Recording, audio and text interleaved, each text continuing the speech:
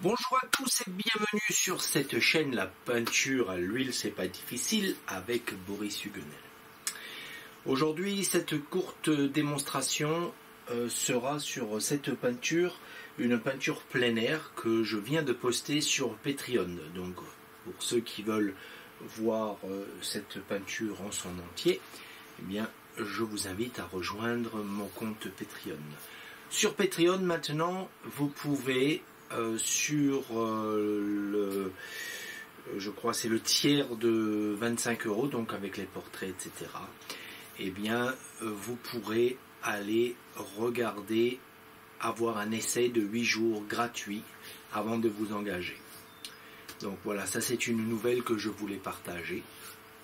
J'ai le lien en dessous, le lien Patreon, qui va vous amener à cela. Ensuite, je voulais remercier mon ami Claude de La Réunion, notre peintre acrylique que j'ai présenté il y a quelques semaines, voire mois, le temps passe vite, sur ma chaîne, qui est un excellent peintre, et je mettrai donc le lien également d'une vidéo qu'il a faite sur un portrait qui me ressemble fortement. Il m'a d'ailleurs offert de m'envoyer le tableau qu'il a fait, et je vais le partager avec vous là tout de suite. Donc voilà. Voilà le portrait qu'il a réalisé en acrylique. Donc merci à toi Claude, merci du fond du cœur. Ça va avoir une place dans ma maison. Mon épouse aime beaucoup ce portrait. Donc voilà. Donc n'hésitez pas à aller le voir. Il a vraiment de très bons conseils. Et pour tous ceux qui aiment peindre à l'acrylique, eh bien c'est la chaîne de prédilection, je dirais. Il faut aller voir Claude. Voilà. Et bien écoutez, sans plus tarder, on va lancer la vidéo et moi je vous retrouve très bientôt pour une autre vidéo. Il y en aura moins cet été. Voilà. Il faut que je vous prévienne, il y en aura moins cet été, comme tous les ans. En été, il y aura moins de vidéos. Vous avez vu que ça a commencé à baisser déjà de toute façon. Voilà. Mais je vous oublie pas, je suis là, je suis avec vous. N'hésitez pas à me laisser des commentaires s'il y a besoin, ou si vous avez besoin de conseils. Voilà, c'est ce que je voulais dire au niveau de la peinture à l'huile. Également, eh bien, n'oubliez pas le petit like, ça aide énormément pour la chaîne. Et bien écoutez, sur ce, bonne visio et à très bientôt.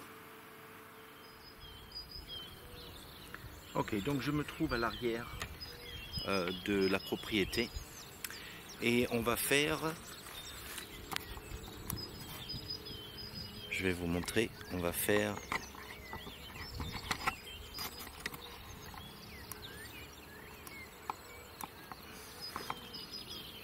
d'un autre angle puisque ma caméra est plus à l'arrière.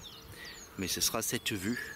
De toute façon, j'inclurai une photo que j'ai prise préalablement. Et donc je vous conseille de faire ça également. Prendre une photo dès que vous arrivez. Là, il est 8h30 du matin.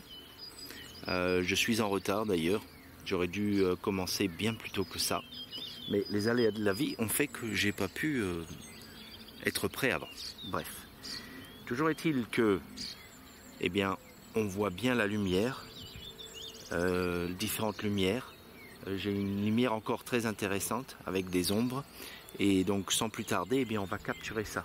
En couleur aujourd'hui, j'ai du blanc de titane, du jaune ocre, du jaune de cadmium léger, light, du rouge de cadmium léger, du bleu de cobalt et un bleu outre-mer que j'ai mélangé avec du noir ivoire. 70% de bleu outre-mer, 30% de noir ivoire pour avoir un gris foncé un petit peu quoi, mais bleuté. Voilà. Donc ce sont toutes les couleurs. On va essayer de peindre épais pour pouvoir retravailler un petit peu. Donc ce style va être un petit peu impressionniste comme d'habitude, mais je veux dire un peu plus poussé encore. Donc avec des marques que l'on va laisser avec des pinceaux qui sont toutes des langues de chat de différentes tailles. Voilà, donc maintenant je vais me rapprocher un petit peu là du dessin. On va essayer d'avoir suffisamment de la palette. Donc cette vidéo est une vidéo qui est plus courte. Elle est tirée d'une vidéo plein air que je viens de poster sur Patreon. Et si vous voulez la voir dans son intégralité, eh bien je vous donne rendez-vous sur ma chaîne Patreon.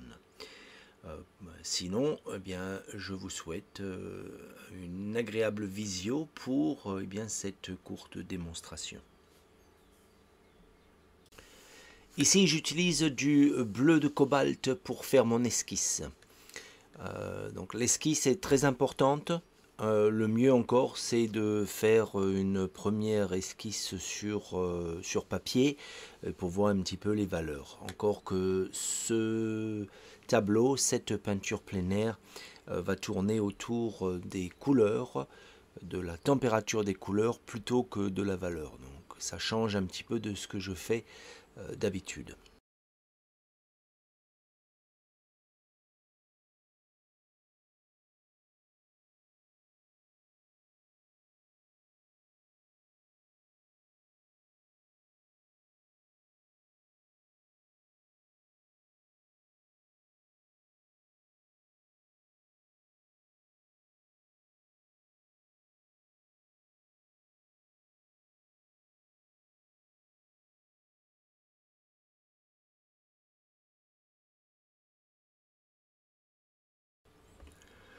Pour être sûr de me rappeler où est la lumière, je vais l'indiquer simplement avec, j'ai rajouté un tout petit peu de jaune ici, de jaune clair, hein, que je rajoute simplement par endroit. Comme ça, même si ma lumière bouge, puisque le temps il se gâte, donc, si jamais ma lumière bouge, je vais savoir où était ma lumière. Donc voilà, pour le reste de l'esquisse, eh bien, je continue à la faire en bleu, je mets mes ombres. Mais voilà, j'ai voulu, c'est un endroit important et je ne veux pas rater cet effet de lumière sur la gauche de mes peupliers là. C'est pourquoi j'y ai rajouté un petit peu de ce jaune. Donc, quoi qu'il arrive, je vais savoir exactement comment eh bien, amener ma peinture à bout. Notez que le fond du panneau est assez sombre. C'est rare et je ne recommande pas de peindre sur quelque chose d'aussi sombre. Mais voilà, j'avais la main un petit peu lourde sur ma terre de sienne brûlée. Donc ça va être faisable hein, de faire la peinture. D'ailleurs, vous allez voir, ça ne va pas être un problème en soi. Mais je déconseille quand même d'aller avec quelque chose d'aussi sombre. Une fois l'esquisse achevée, eh bien, on commence à mettre eh bien, toutes nos parties sombres sur le tableau. Donc côté ombre que vous me voyez faire actuellement.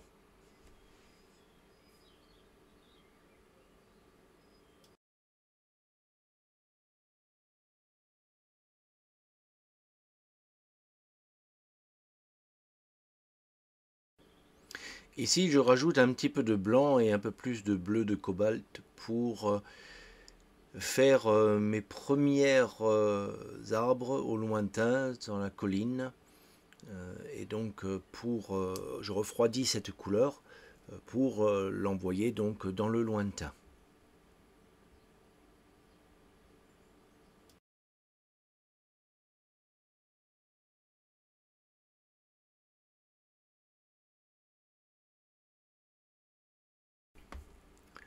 Ici, je vais mélanger une teinte brunâtre pour mon ombre, donc avec déjà mes sombres que j'avais sur la palette. Je vais rajouter de l'ocre, puis du rouge, et donc un petit peu de blanc. Avec ça, je vais donc me faire une teinte sombre de mes noyers que l'on voit sur la gauche du tableau.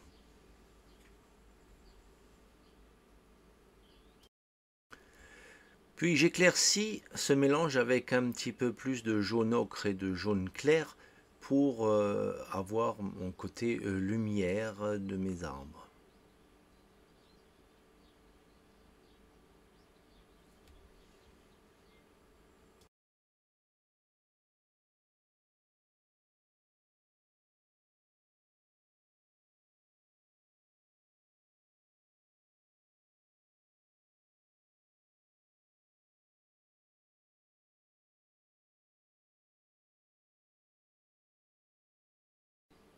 Je remplis maintenant mes espaces ombragés de la colline et je vais donc faire ça avec le mélange que j'avais pour le sombre de mes arbres, en rajoutant peut-être un petit peu de jaune ocre, mais c'est essentiellement bleuté puisque c'est une ombre. Donc c'est un vert bleuté que l'on fait ici pour donc faire cette ombre et lumière, ce jeu d'ombre et de lumière qui vont jouer un rôle crucial dans ce tableau. On aura un mouvement très intéressant à ce niveau-là.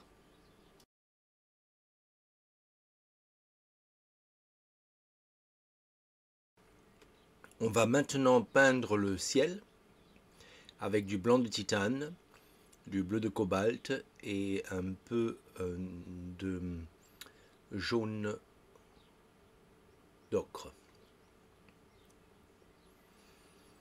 Je vais utiliser davantage de bleu, quoique pâle parce que nous sommes en été, enfin fin de printemps. Le ciel est très très clair. Donc je vais mettre ici, vous avez vu, j'ai mis deux touches, une touche bleutée, une touche plus ocre. J'utiliserai plus d'ocre vers l'horizon et plus de bleu vers le zénith. Voilà. Donc on va remplir ça rapidement et on va mettre des touches intéressantes pour eh bien, avoir quelque chose de dynamique dans cette peinture.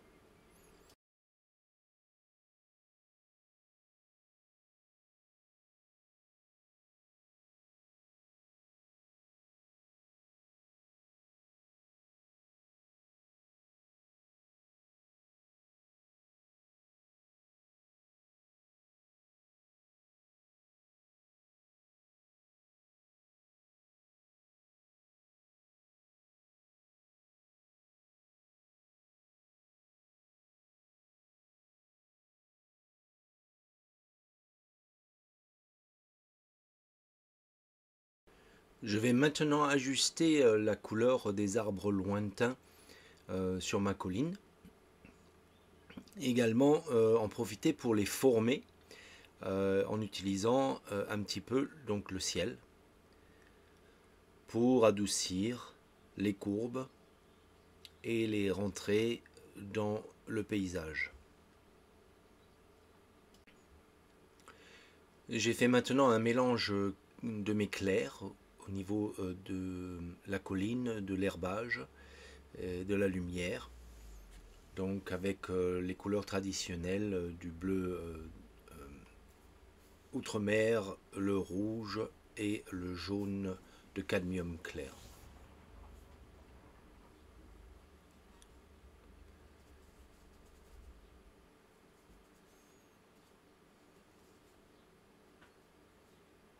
Nous voyons donc cette même couleur de chaque côté de la colline.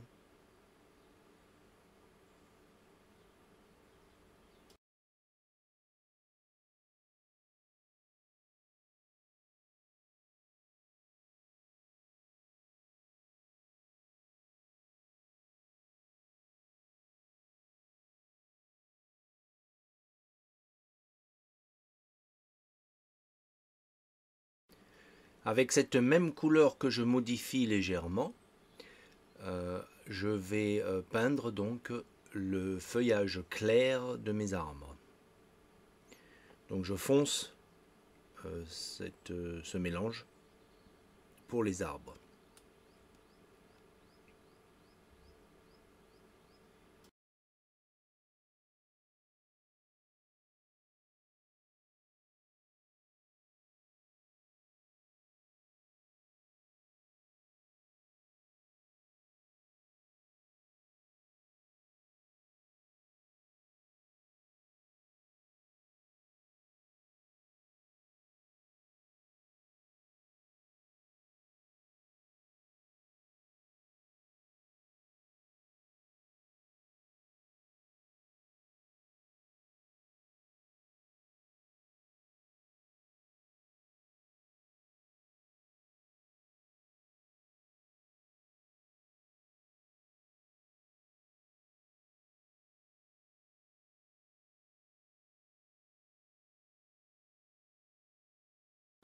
Avec une couleur un peu plus froide, c'est-à-dire avec un peu plus de bleu, un bleu vert va aller dans ce hameau d'arbres.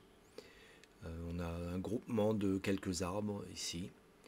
Et donc il va falloir le bleuter un peu pour l'amener, ou du moins certains, à l'arrière.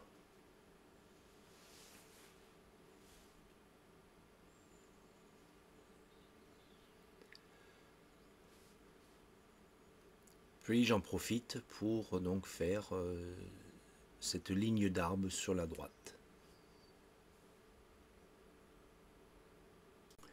J'éclaircis ce même mélange en rajoutant un peu plus de jaune et un petit peu de blanc pour donc faire le côté lumière de ces arbres. J'essaie également de varier un petit peu la couleur d'un arbre à l'autre.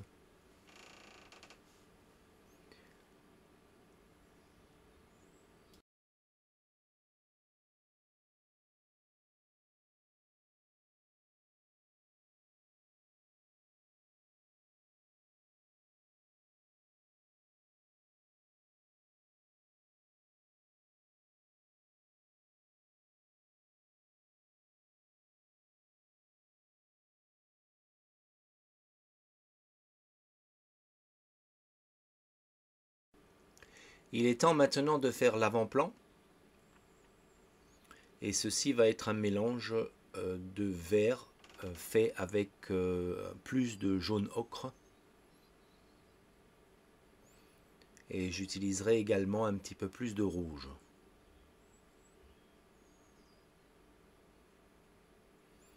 Il va falloir commencer à faire des traits verticales pour montrer bien, la masse d'herbe qu'il y a devant.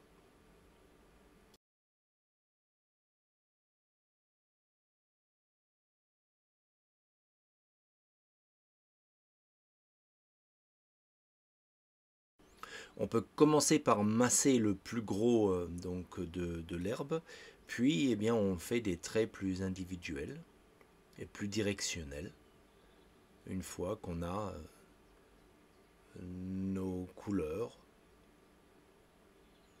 parce que nous allons varier de couleurs, de différentes couleurs plus verdâtres à jaunâtres, à rougeâtres, etc.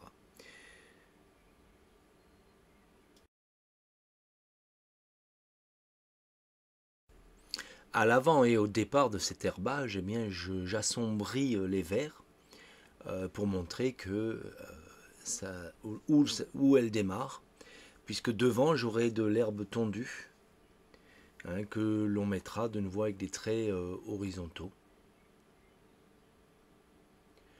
Et cette masse plus sombre, eh bien, elle va nous indiquer donc cette masse d'herbe que l'on a à l'avant.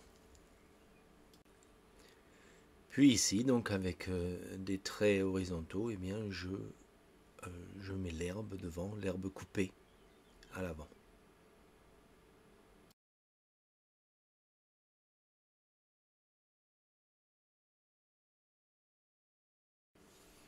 J'ajoute maintenant des touches encore plus sombres pour montrer que nous sommes bien à l'avant. Donc à l'avant, on réchauffe la couleur et on l'assombrit. Il faut quand même respecter un tout petit peu la valeur, même si j'ai dit au préalable que c'est plus une étude de couleurs. Mais regardez comme maintenant le fait d'avoir mis des sombres là, ça nous amène bien à l'avant cet herbage. Il faut maintenant varier les couleurs et les traits de pinceau pour donner de l'intérêt donc à cet herbage à l'avant-plan de notre peinture.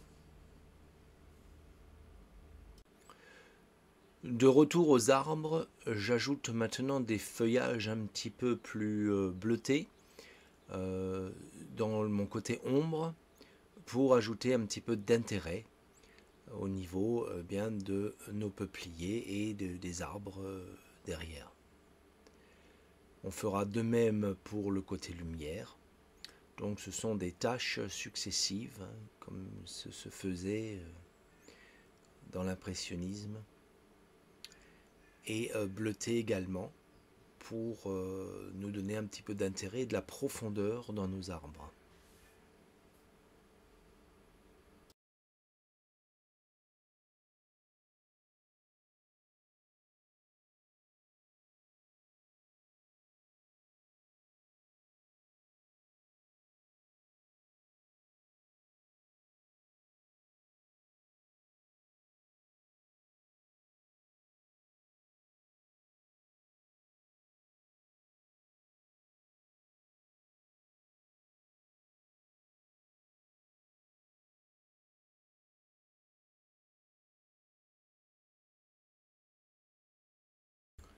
Je commence maintenant à donner forme aux arbres un petit peu plus éloignés en y mettant juste une couleur très légèrement plus claire que ce qui existe là sur la couronne et la droite de nos arbres.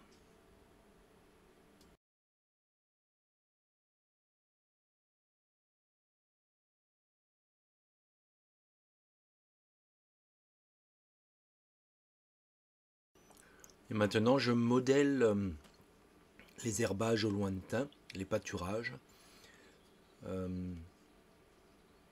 Je leur donne un petit peu plus de forme en les éclaircissant également.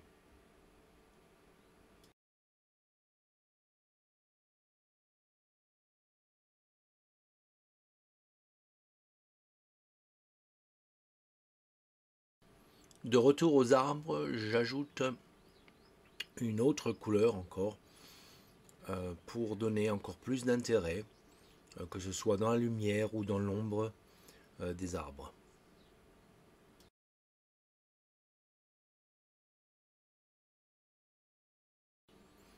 Je fais de même avec l'avant-plan où j'ajoute des lumières, des couleurs plus claires, d'autres plus foncées, quelques coups de brosse directionnels plus intéressants.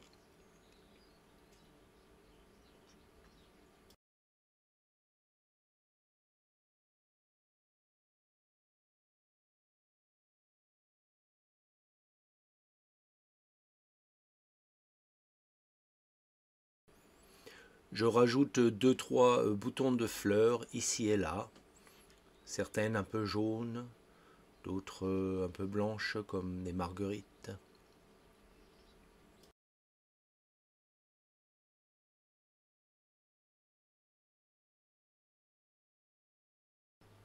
Pour terminer, nous allons rajouter les dernières lumières, les touches les plus claires du tableau.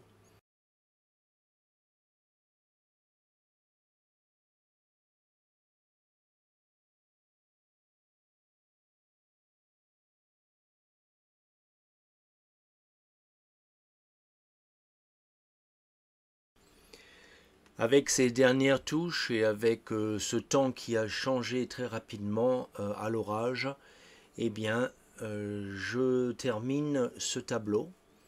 Je vous laisse une dernière vue sur celui-ci.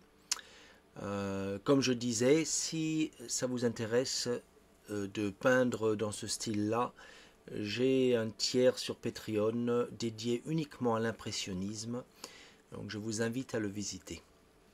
Eh bien, je vous remercie et je vous dis à très très bientôt pour une autre peinture. Allez, au revoir. C'était Boris Huguenel avec la peinture à l'huile. C'est pas difficile.